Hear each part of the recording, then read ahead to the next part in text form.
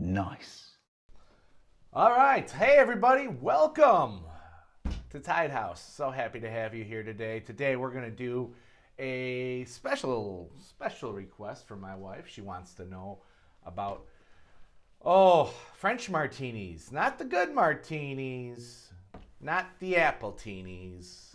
We're doing those French martinis. It's a perfect blend of vodka, fruit, and flavor without the vermouth, okay? Something that's not going to be as, let's just say, 2 and done.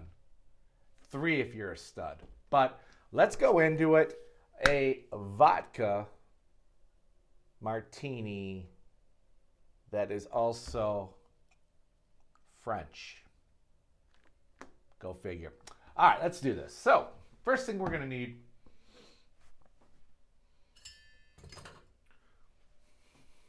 our little shaker here. Yes, it's a shake and drink. Very fancy. Some ice. Very beautiful ice. We just want to chill that vodka.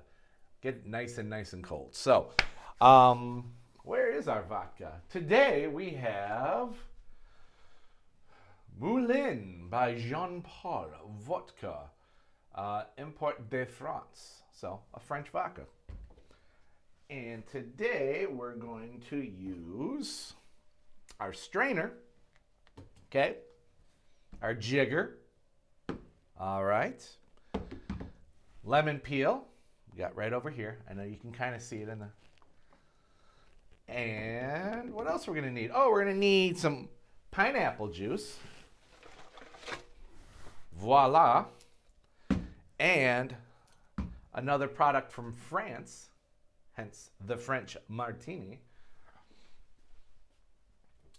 That beautiful, beautiful, beautiful black raspberry Chambord. These pretty little goblets of love. So we got a French vodka. We have some French Chambord. I'm assuming that lemon's from France. I don't know. Dole or Dole, which is possibly French. Not sure, but that's the pineapple juice. And let's get started. I think we have all our ingredients. Cool. Let's do this. So, first things first. The vodka. So, vodka for a French martini for 1 cocktail. We're going to do 2 ounces of vodka, okay?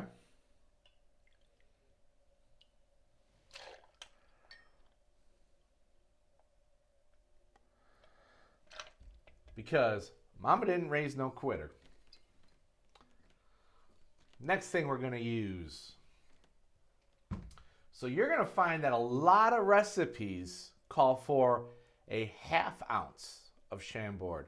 To me, that's a bit much. Because with Chambord, I think a little goes a far way. So I like to use a 1/4. It's going to give us that flavor. It's going to give us that color, but it's not going to be overpowering. We're still going to be able to taste the pineapple juice. We're still going to be able to taste that vodka that comes through. So we're going to do a 1/4 ounce of that delicious Chambord. All right. Thank you, little buddy. You did good. All right. And then for pineapple juice, we're going to need 3/4 ounce of pineapple. Okay?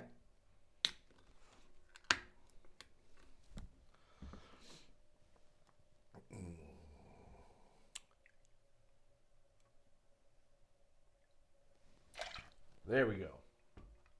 Perfecto. All right. So from here, they're going to tell you that's all you need to do. It's perfect. But me, I like my French martini to be a little bit more citrusy. I know. Pineapple's pretty darn overpowering. But I like to throw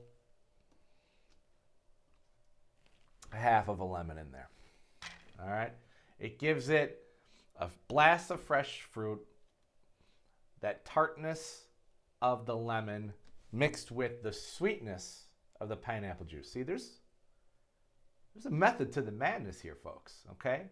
when you Google this stuff, start to think about your sweets versus your tarts versus how much alcohol we have versus the bitters and how we can blend these into delicious drinks. So without further ado, let's shake this bad boy and see how it turns out. Today we're using a very fancy, very cool little martini glass here. And we're gonna need our pint glass for shaking. Now when it comes to the shakers, people say, is it important? Can't I just stir all these ingredients in? For whatever reason, shaking makes a huge difference. I don't know the science behind it. That's a John Taffer question, you know, that bar rescue dude. He probably knows that. I don't. I know that it's freaking delicious and all your friends are going to be like, whoa, this dude's serious. And you know what? I am super serious. So with this being said, we'll give this a good shake. And when I say good shake, a good shake, because what it's going to do is we're going to break down that lemon, okay? We are going to froth this bad boy up a bit. So there's going to be a little froth on there. That ice in there is going to chill it so nicely, okay? So if you ever shaken anything with a colander before, you got your little shaker here. I don't know if that's called a colander. It's probably not, huh? Colander is the one with a little, you drain noodles with, isn't it? Let's move past it. Move past it. So, metal guy, pint glass, put it in there. 2 thumbs. Ooh, it gets cold instantly.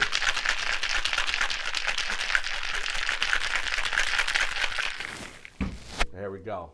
Now usually, it can be a little bit of a bitch to remove this. So we're just going to slap it on the side there, and that loosens it right up. All right, so we have our drink. Let's get our napkin ready for you. Can we see that? All right, you can see it. Now we strain right there.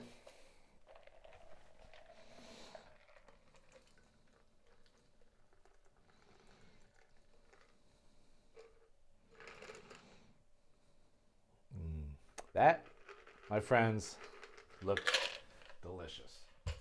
So, from there, take your lemon peel. We're going to just do a little twist and drop. And that, my friends, is a French Martini. Super simple. Very, very classy drink. Very smart looking drink. And let's see if it's tasty.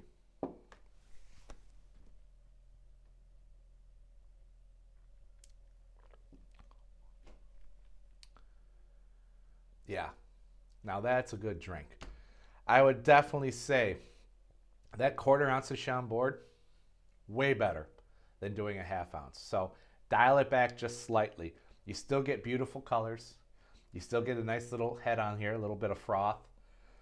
And you get this lovely layering, right, with the pineapple juice, the lemon, and you barely taste that vodka because, spoiler alert, anytime you add pineapple juice to any booze, it kind of hides the flavor. So if you're someone that doesn't like the taste of alcohol, specifically maybe like a lighter one, like a rum or a vodka, any little bit of pineapple juice will kill that flavoring. So, me, I like a little booze.